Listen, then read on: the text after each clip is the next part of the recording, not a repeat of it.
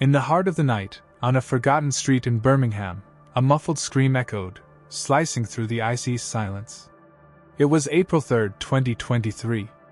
A young woman, torn from her homeland, faced her worst nightmare, her eyes reflecting the terror of a brutal reality. Her wrists, marked by coarse ropes, trembled as she fought against the darkness that engulfed her. But this was not just another crime lost in the statistics of an indifferent city. It was the spark, the moment when the gears of fate began to turn, heralding the collapse of something far greater.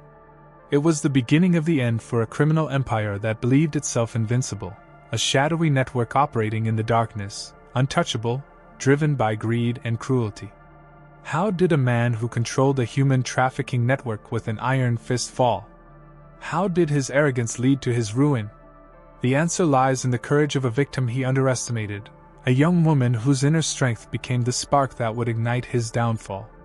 She, who knew every corner of that hell, carried an unbreakable determination in her heart.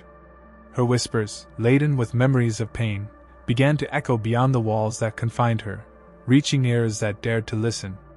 Neon lights flicker in a damp Birmingham alley, casting shimmering reflections on the puddles of water pooled on cracked asphalt. The sound of sirens cuts through the air, a distant wail echoing among dilapidated buildings, but it's too late. A young woman, little more than a slender shadow, runs barefoot, her wounded feet scraping the cold, filthy ground. Her face, briefly illuminated under faint light, is marked by silent tears streaming down, mingled with a fierce determination shining in her eyes. She clutches something in her hands, a phone, her only weapon, pressed against her chest as if it were her very life. This scene, captured by a grainy security camera, would be the catalyst for an investigation that would shake the foundations of one of England's largest human trafficking schemes, a network that spread like an invisible web, suffocating the weakest. We are in the United Kingdom, early 2023. Birmingham, a vibrant industrial city, pulses with life during the day, its streets filled with workers, students, and tourists. But at night, it reveals a cruel underworld where light cannot reach. Ethnic gangs, Albanian, Turkish, Pakistani, dominate organized crime with iron fists, exploiting the most vulnerable, desperate migrants, young people without families, people the world has forgotten.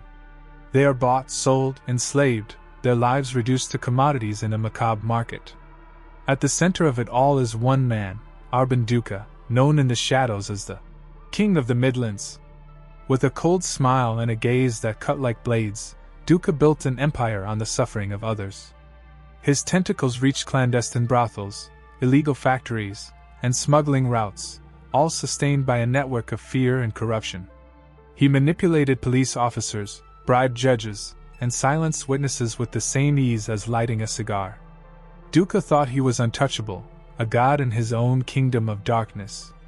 But he underestimated a victim who would change everything, a young woman whose courage would defy the logic of his power.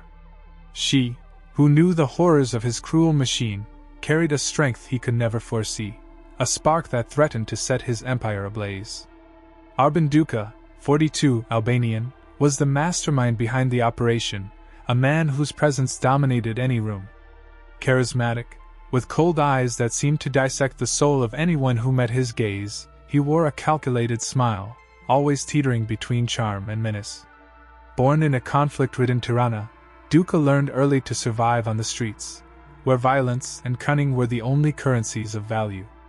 His reputation as a ruthless leader was forged in Albania before he crossed the sea to the United Kingdom in 2010. Officially, he owned a chain of car washes, modest businesses that gleamed under Birmingham's sun as impeccable fronts. Behind the scenes, however, he ran a human trafficking network that moved millions of pounds, a web of exploitation stretching across clandestine brothels, illegal factories, and smuggling routes. His hierarchy was rigid, almost military. Albanian enforcers, loyal to the death, handled logistics, ensuring victims were transported and controlled with cruel precision. Turkish allies, with their connections in the financial underworld, managed money laundering, turning blood into clean profits, and Pakistani contacts, with access to transnational smuggling networks, secured safe routes for the transport of people and illicit goods. By Duka's side was Mehmet Ozcan, a 38-year-old Turk, the financial strategist who gave shape to the empire's profits. Educated in economics in Istanbul, Mehmet was a man of numbers, meticulous and discreet, whose ordinary appearance, thin-framed glasses, well-tailored suits, hid a razor-sharp mind. He built a labyrinth of shell companies, from fake consultancies to corner restaurants, that laundered dirty money with almost artistic efficiency.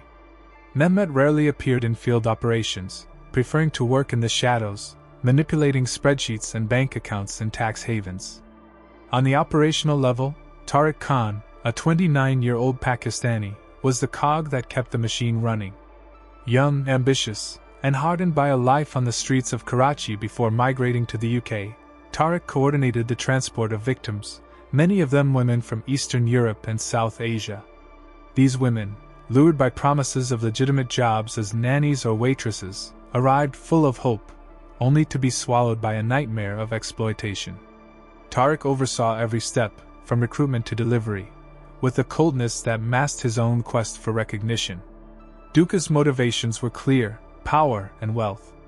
He dreamed of being the greatest crime lord in the UK, a name whispered with fear in every corner of the underworld.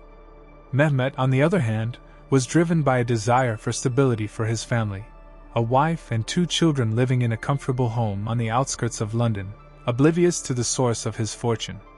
Tariq, the youngest, sought social ascension, a chance to escape the stigma of an immigrant and prove his worth in a world that saw him as disposable. Together, they formed a relentless machine, each playing their role with precision, like pieces of a macabre clock.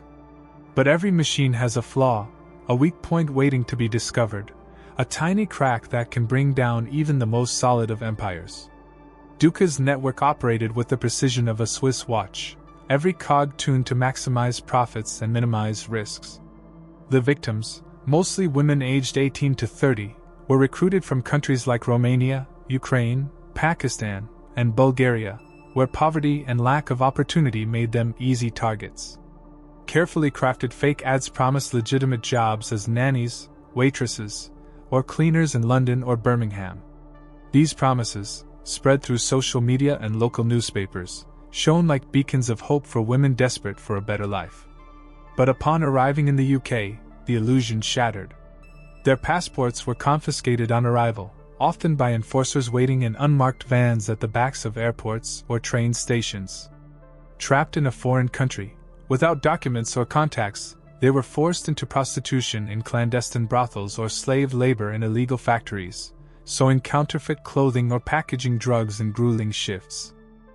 Duka's scheme generated around £15 million a year, a fortune built on the suffering of others. Victims were housed in overcrowded, safe houses, scattered across cities like Birmingham, Manchester, Leeds, and Coventry. These houses, often in neglected neighborhoods, were facades of normalcy, old terrace homes with drawn curtains, where neighbors avoided asking questions. Inside, up to 20 women shared damp rooms, sleeping on mattresses on the floor, with limited access to food and hygiene. Technology played a central role in the operation. Encrypted apps like Signal and Telegram were used to coordinate deliveries and exchanges, while security cameras, installed in every corner of the safe houses, monitored victims day and night. In more sophisticated operations, drones were deployed to surveil transport routes, ensuring human cargo crossed the country unnoticed. Every detail was calculated, from bribing truck drivers to forging immigration documents. The scheme's impact was devastating, not only for the victims but for the surrounding communities. Hundreds of women lived in inhumane conditions, some with visible marks of physical violence, bruises, cuts, broken bones, and all carrying deep psychological scars, like chronic anxiety and depression. Local communities, especially in Birmingham's poorer areas, felt the weight of the gang's presence. Petty crimes, like theft and vandalism, surged, while silent intimidation, a threatening glance, a knife casually displayed, kept residents in constant fear. Local schools reported frightened children, and small businesses paid protection fees to avoid retaliation. But what made Duka so confident in his invulnerability? He had built a seemingly impenetrable shield of corruption. Corrupt police officers, seduced by cash envelopes or blackmailed with secrets, turned a blind eye to his activities. Strategically placed informants in ports, train stations, and even immigration offices tipped off his network about police raids or investigations. Duka also cultivated a network of lawyers and accountants who ensured any legal issues were swiftly buried. In meetings with his men, held in front restaurants or abandoned warehouses, he repeated his catchphrase, "No one touches the king." To him, the system was bought, and his crown secure. Every bribe, every connection, reinforced his belief that he was untouchable, a sovereign of the underworld whose fall seemed inconceivable. In 2022, Arben Duka's network grew exponentially, spreading like a silent plague, infiltrating new cities and countries. New human trafficking routes were opened, connecting the UK to Turkey, Pakistan, and even Albania, his homeland. These routes, operated with logistical precision, transported dozens of victims monthly, often hidden in containers or unventilated vans. Duka, driven by insatiable ambition, began exploring an even darker market: minors. Teenagers, some as young as 14, were lured with false promises of education or work, only to be exploited in brothels or used as drug mules. This move, however, was risky, drawing the attention of NGOs like Hope for Justice, which began tracking disappearances in vulnerable communities. But Duka's arrogance blinded him. He ignored the cautious warnings of Mehmet Ozcan, his financial strategist, who cautioned that rapid, careless expansion could attract unwanted scrutiny. "If we're big, no one touches us," Duka retorted, convinced his power was absolute. Internal conflicts began to erode the once perfect machine. Tariq Khan, the young Pakistani handling logistics, let his ambition get the better of him. He started skimming small amounts from the operations funds, hiding them in personal accounts, believing no one would notice. His thefts, however, didn't go undetected by Duka's loyal Albanian enforcers, who saw Tariq as an outsider. Tensions flared in meetings, with insults and veiled threats undermining trust within the network. Meanwhile, a rival Turkish gang, led by a man named Selim Yilmaz, seized the opportunity to encroach on Duka's territory in Manchester. Selim, as cruel as he was cunning, wanted a slice of the lucrative human trafficking market. The dispute culminated in 2 violent shootouts in industrial neighborhoods, leaving 3 dead and several injured. The incidents, widely reported, put Manchester's police on high alert, increasing pressure on organized crime in the region. That same night, in October 2022, a 22-year-old Romanian woman named Elena Popescu arrived in Birmingham in a cramped van after an exhausting journey from Bucharest. Elena was different from the others. Intelligent, with a sharp memory, she observed everything: the faces of enforcers, names whispered in hushed tones, routines of the safe houses. Her brown eyes, hiding a mix of fear and determination, recorded every detail, as if she were building a mental map of the hell she'd been thrown into. Duka, upon meeting her, saw only another victim, a commodity to be exploited. He didn't realize that Elena, with her silent resilience, would be the key to his ruin. The first signs of trouble emerged when the West Midlands police received an anonymous tip detailing safe house addresses and enforcer names. Someone inside the network was leaking information, throwing sand in the gears of Duka's empire. Furious, he called an emergency meeting, demanding absolute loyalty. "They're scared rats," he laughed, dismissing the possibility of betrayal with a wave of his hand. To Duka, the idea that anyone would dare challenge him was unthinkable. He believed his bribes to corrupt police and informants in strategic locations shielded him from any threat. But what he didn't know was that the police, led by a newly formed task force, were already closing in, connecting clues and mapping his network with relentless patience. The police operation, dubbed Operation Sentinel, began in November 2022, moving in the shadows to avoid the watchful eyes of Duka's network. Led by Detective Inspector Sarah Hargreaves, a 45-year-old veteran with scars from decades battling organized crime, the West Midlands police team faced colossal obstacles. Duka, with his web of informants embedded in the police force, was tipped off about any suspicious moves, making leaks a constant threat. Moreover, victims, scarred by fear and distrust, rarely cooperated, often choosing silence over risking retaliation against themselves or their families. Hargreaves, known for her tenacity and patience, knew dismantling Duka's empire would require more than conventional methods. It would be a war of strategy and persistence. Hargreaves' approach was multifaceted and meticulous. Wiretaps, authorized after months of legal groundwork, captured fragments of encrypted conversations between enforcers. Surveillance drones, operated under Birmingham's night sky, mapped movements at safe houses and suspicious warehouses. Undercover agents infiltrated Duka's car washes, posing as workers or customers, gathering intel on routines and faces. Despite the effort, the investigation stalled. The evidence, though promising, was circumstantial: records of properties rented under false names, suspicious bank transactions, but nothing directly tying Duka to the crimes. Without witnesses willing to testify, prosecutors hesitated to move forward, fearing the case would collapse in court. The turning point came in March 2023, like a bolt from the blue. Elena Popescu, the Romanian woman surviving in captivity, displayed extraordinary courage. After months of observing and memorizing every detail of the network's operations, she found a chink in the armor, a phone discarded by a careless enforcer.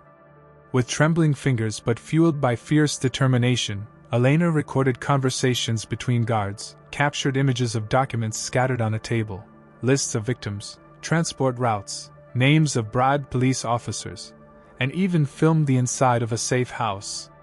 Risking everything, she sent the material to an NGO fighting human trafficking, using an encrypted messaging app. The NGO, recognizing the gravity of the evidence, forwarded it to Hargreaves' team. It was the crucial evidence they'd been missing: names of enforcers, delivery dates, safe house locations, and even financial records linking shell companies to Mehmet Ozcan. For the first time, the police had a clear map of Duka's empire. Meanwhile, Hargreaves' team was already monitoring Tariq Khan, the weakest link in the operation. Pressured by personal debts and the fear of being caught skimming money, Tariq was making increasingly frequent mistakes. In February 2023, surveillance cameras caught him coordinating a victim delivery in a deserted parking lot on the outskirts of Coventry. The police acted swiftly, arresting him in a discreet operation to avoid alerting Duka. Under interrogation, Tariq, facing the prospect of decades in prison, cracked. In exchange for protection and a possible sentence reduction, he turned informant, revealing intricate details of the network's logistics, transport schedules, driver names, even locations where Duka stashed cash. Every word from Tariq was a puzzle piece Operation Sentinel needed to move forward. In the early hours of April 10, 2023, Operation Sentinel launched its final offensive, a meticulously orchestrated strike to dismantle Arben Duka's criminal empire. Over 200 officers, equipped with bulletproof vests and precision weapons, raided 15 properties simultaneously in Birmingham, Manchester, and Leeds. Tactical units broke down doors of safe houses, warehouses, and luxury apartments, catching enforcers off guard. In Birmingham, Duka was caught unprepared in his fortified mansion on the city's outskirts, a 3-story stronghold surrounded by cameras and steel gates. Realizing the raid, he attempted to flee through the back, running through a dark garden toward a hidden car. But the police, anticipating his moves, had blocked all exits. After a brief chase, with sniffer dogs and spotlights cutting through the darkness, Duka was cornered and handcuffed, his face contorted in a mix of rage and disbelief. In London, Mehmet Ozcan was arrested in a discreet Kensington flat, where he was trying to destroy laptops containing financial records. Tariq Khan, already in custody since his earlier arrest, awaited his fate in a cell as his former allies fell. The operation was a logistical triumph, the result of months of planning.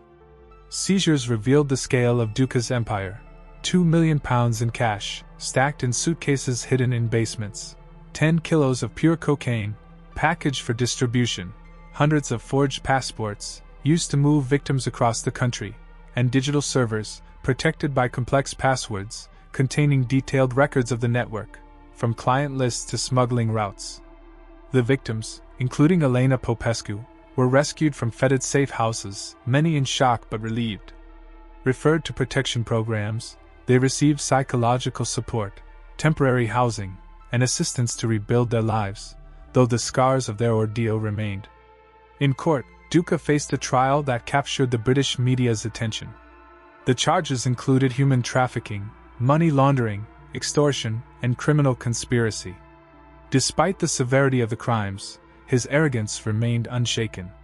He interrupted witnesses, laughed at the accusations, and proclaimed his innocence, but the evidence was overwhelming. The digital files, combined with Elena's testimony and Tariq's confessions, formed an airtight case. After a 3-month trial, Duka was sentenced to 35 years in prison, a term ensuring he'd spend the rest of his life behind bars. Mehmet Ozcan, whose financial role was equally devastating, received 20 years, his stoic expression crumbling as the verdict was read. Tariq, for his cooperation with the police, secured a reduced sentence of 12 years. But his betrayal marked him as a pariah, even among criminals. Today, Arben Duka serves his 35-year sentence in a maximum security prison, isolated in a cell where his once feared influence is now just a memory. His network, an empire that once moved millions, has been dismantled, with safe houses shuttered and enforcers either imprisoned or on the run. Yet, human trafficking remains a persistent shadow in the UK, with new gangs vying to fill the void left by Duka. Elena Popescu, now under a confidential protection program, is rebuilding her life with unwavering determination. At 23, she studies law at a university, dreaming of becoming a lawyer to defend other trafficking victims, turning her pain into purpose. Birmingham's community still bears the scars of the case.